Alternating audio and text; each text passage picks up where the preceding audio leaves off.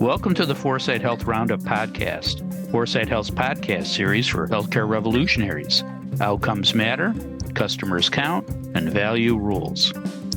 Hello again, everyone. This is Dave Burda, news editor at Foresight Health. It is Thursday, September 19th. I don't know what you were doing 2 days ago, but I was celebrating World Patient Safety Day on September 17th.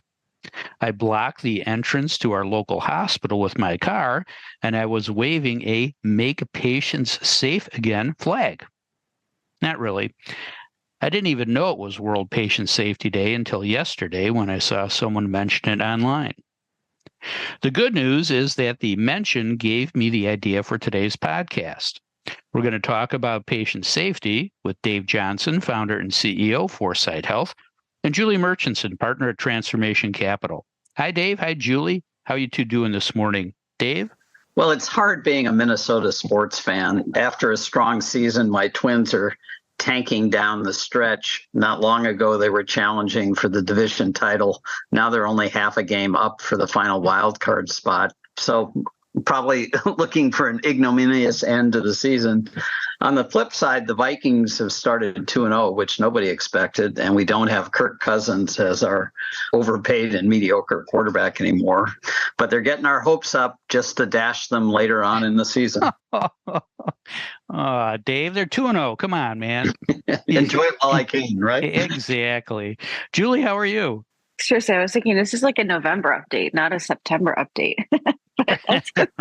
Baseball, Right. Baseball, Julie, baseball. You have to remember that I'm a Dolphins fan, so no one's life is worse than mine when our quarterback Tua, who I don't even know why that guy is still playing, again has a concussion. So I don't want to hear you complaining about your teams.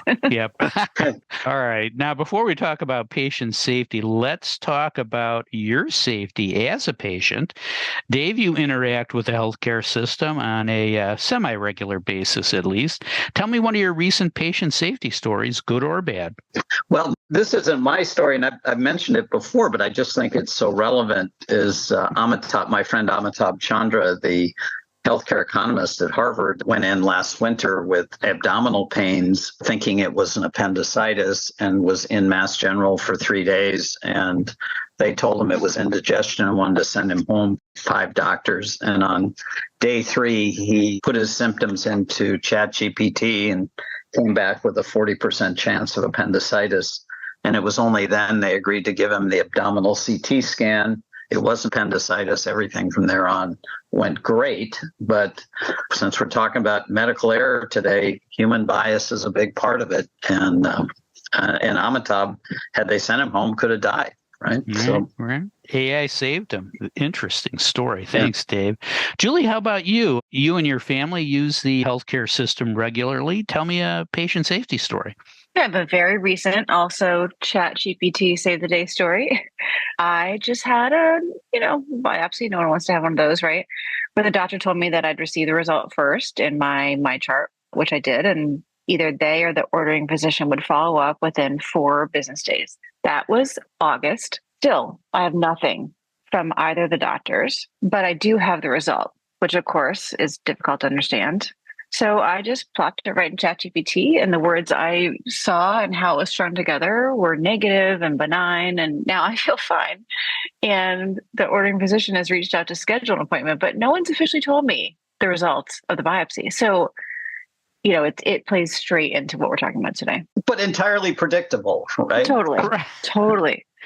Unbelievable. Well, I'm going to tell you a story that I told you guys offline before we taped last week's show, and I guess it's kind of the opposite end of the high-tech spectrum. I was visiting a family member in the hospital last week, Edward Hospital in Naperville, which is run by Endeavor Health. That's Endeavor Health. When the first floor elevator opened in the north building, there was a mouse walking across the back of the elevator. He turned left, walked along the left wall, turned left again, and then squeezed under the bottom of the electrical panel with all the floor buttons on it. The last thing I saw was his tail flip and disappear under the panel. So at Endeavor Health, if you're listening, If you want a simple way to improve patient safety at Edward, zip over to the Ace Hardware at the corner of Washington and Ogden, which is not too far away. Pick up a few mousetraps. You know where to put them. I knew you were going to find a way to get that into the narrative, Dave. I just knew it. But at least it wasn't a rat, right? I mean, right. Well, looking on the positive side, right? Where there are mice, there are rats. That's a story I'm going to tell until the day I die. So I guess thank you, Endeavor Health. Okay, let's talk about patient safety, not disease-carrying rodents in hospitals, thanks to two new reports. The first is a report from ECRI, the Patient Safety Organization, on diagnostic errors. The second is a study in the journal Lancet on antibiotic-resistant bacteria. Let's talk about the ECRI report first. ECRI analyzed more than 3,000 adverse patient safety events that happened in 2023. Here's what they found. 34% of the events were related to diagnostic errors. Of the diagnostic errors, nearly 70% happened during the testing phase. That's ordering, processing, obtaining results, or communicating results. 12% happened during the monitoring and follow-up phase, and 9% happened during the referral and consultation phase. Of the errors that happened during the testing phase, more than 23% were technical or processing errors. Another 20% were things like mixed up samples, mislabeled specimens, and tests done on the wrong patient. That's comforting. Here's the story from the Lancet study. Researchers looked at more than 500 million patient records from 204 countries to find out how many deaths were associated with or caused by antibiotic-resistant bacteria. I'm going to go with the associated with numbers because they're higher and scarier. That's what journalists do. 4.7 million deaths were associated with antimicrobial resistance in 2021. That number will double to 8.2 million a year by 2050. That means 169 million people will die over the next 25 years. Again, not too comforting. Dave, I know you have a thing about the market developing new antibiotics, so I'm going to ask you about the Lancet study. What's your reaction to the numbers, and what would you do from a policy standpoint to combat this pending public health and patient safety crisis? Well, I actually have a thing about the market and not developing new antibiotics. And this study really bears out the risks associated with that. They're massive and they're global. Take a step back. When he was Secretary of Defense during the Second Gulf War, Donald Rumsfeld became something of a media star or media darling with his snowflake memos and his constant use of terms like known unknowns, things we know we don't know, unknown unknowns, where we don't know what we don't know. And I've always liked that terminology. But for me, the biggest challenges we face as a society are known knowns. That's where we can identify and quantify a risk, but lack the resolve and capacity to address it. Environmental crisis is an example of that. And certainly this antimicrobial resistance risk falls into the known risk category. The numbers in the Lancet study are absolutely horrifying. So 39 million people will die between now and 2050 from antimicrobial resistance, from the lack of antibiotics to treat this. And much of this will happen in hospitals, which, despite the mice, or maybe because of the mice, can also be very dangerous places, particularly for older people. And older people are at the most risk. And exacerbating this problem is that clinicians using antibiotics often either misuse them or overuse them, and they create even greater resistance. It's a global problem. 30% of the projected deaths in the Lancet study will occur in South Asia, notably in India, where the mortality rate they projected will be greater than 30%. Russia, Brazil, and Turkey, among other large nations, have very high mortality rates from bacterial resistance, 25%. But even in the U.S., it's 15 to 18%. So it's a global problem, requires a global solution. The WHO should be front and center on this with support from all of the major health agencies across the globe. You know, we have the recent experience of coming up with ways to treat COVID once it manifested and then to develop the vaccine. That wasn't perfect, but it ultimately worked. So it can happen even when the response is somewhat uneven. But when you have these known public health risks, there has to be a sense of urgency and focus. But when I sit here and think about antimicrobial resistance, I really begin to wonder who's going to rally for a solution. It's certainly not something that people are going to the streets about. So I think this problem is going to be with us for a while, absent that type of urgency and focus. Great, Dave. Thank you. Julie, any questions for Dave?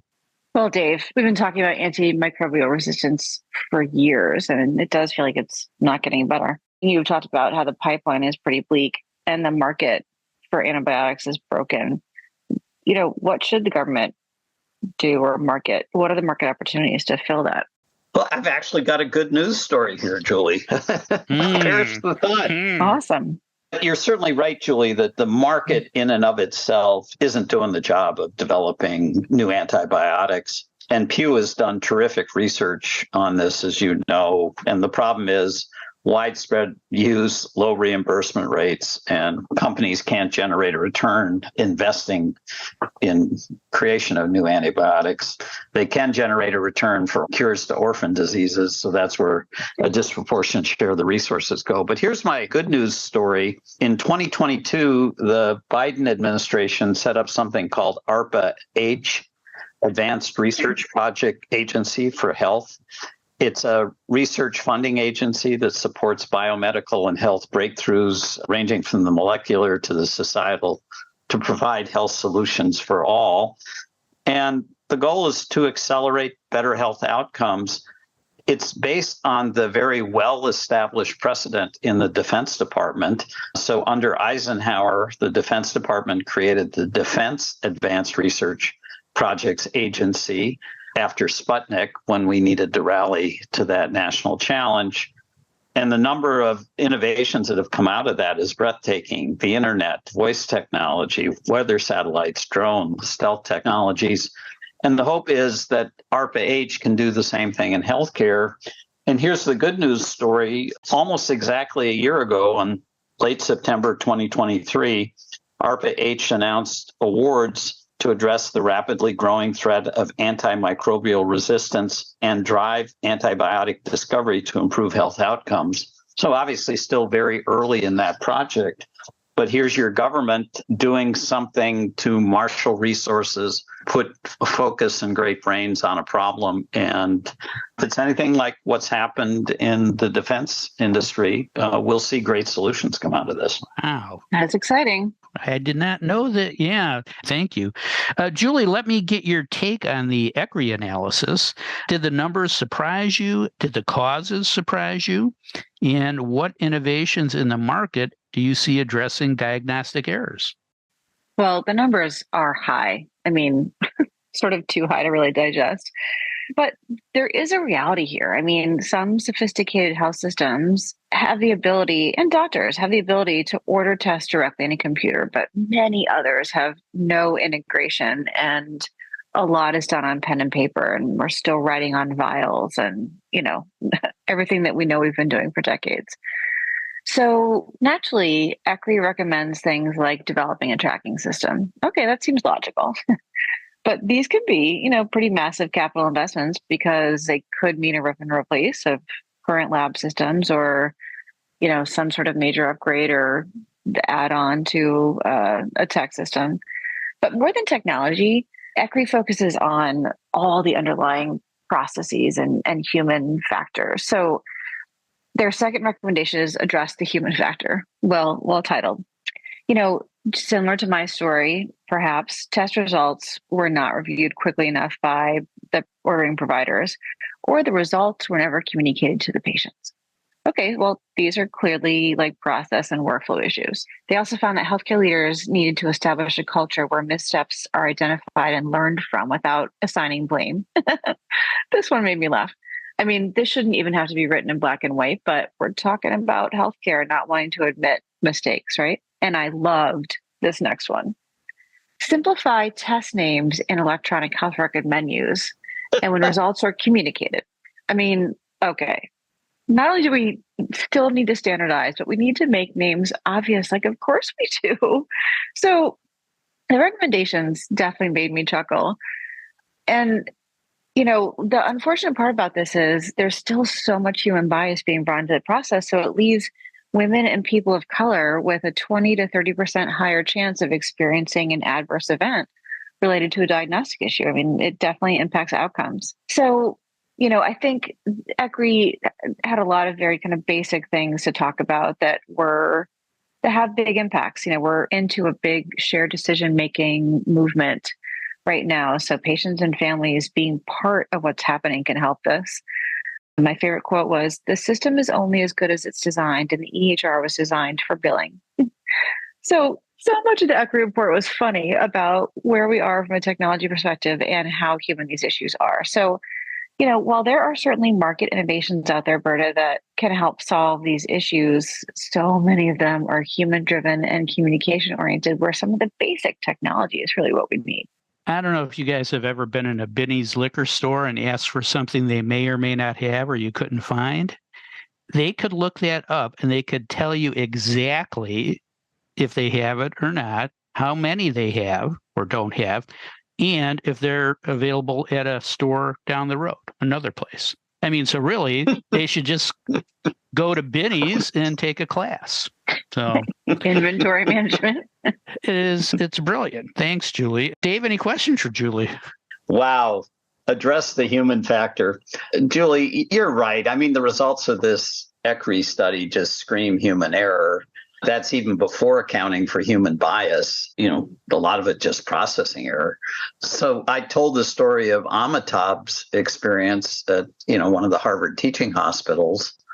And I don't mean to be crass here, but don't the machines and the advancing Gen AI have the potential ability to eliminate almost all human errors in medicine within the next 5 years? And if they do, how does the system enable this to happen with the least amount of professional resistance? What do you think? I mean, we could have 5 other podcasts on how big your statement just was. But listen, tracking systems are real. And if we're still writing on vials, we have a problem, right? And tracking systems are not pervasive. So that's like number one. The 2 stories that we just told today where ChatGPT could be used in MyChart in the results process, could be used as a communication tool between physician and patient's family. That's huge. I mean, that's all I needed, honestly. And, when you look at the advancements of some of how laboratory in particular is happening, not all diagnostics, of course, some of the at-home movement, creates an automated way of thinking about this, right? Test delivered to home, that test is tagged to that patient takes test gets returned, processed by, the tag that was assigned to it. The system, the communication system automatically tells that patient in plain language what the result is. And then there's wraparound service to that.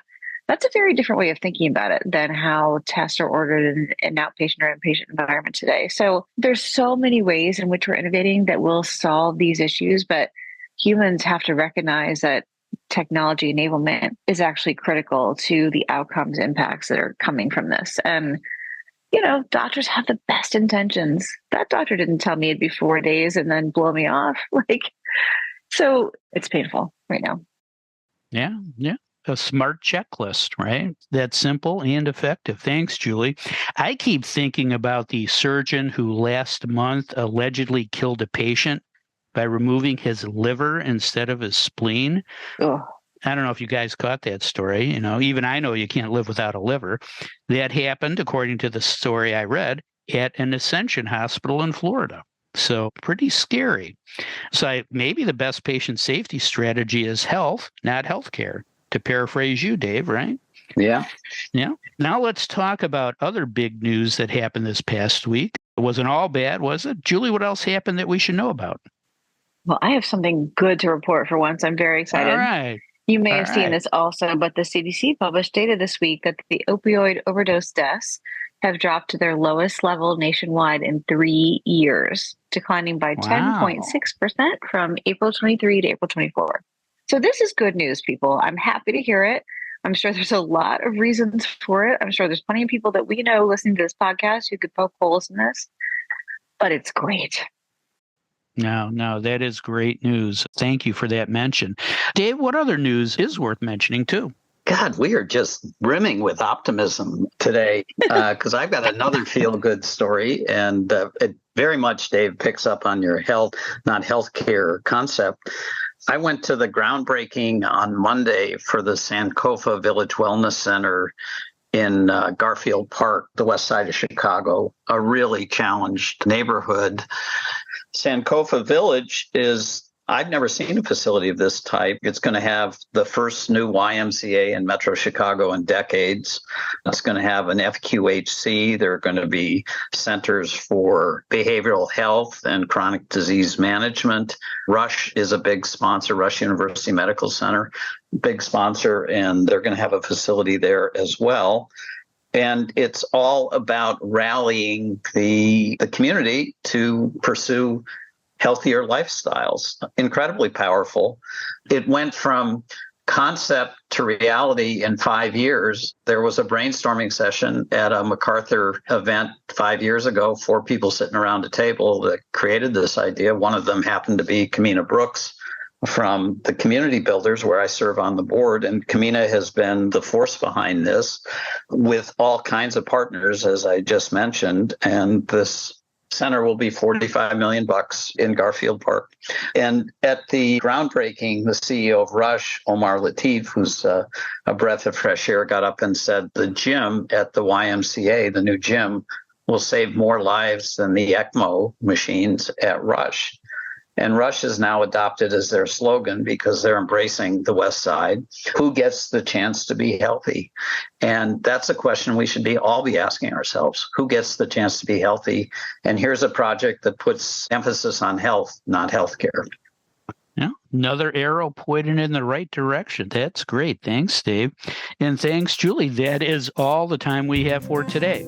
If you'd like to learn more about the topics we discussed on today's show, please visit our website at foresightshealth.com. You also can subscribe to the Roundup on Spotify, Apple Podcasts, YouTube, or wherever you listen to your favorite podcasts. Don't miss another segment of the best 20 minutes in healthcare. Thanks for listening. I'm Dave Burda for Foresight Health.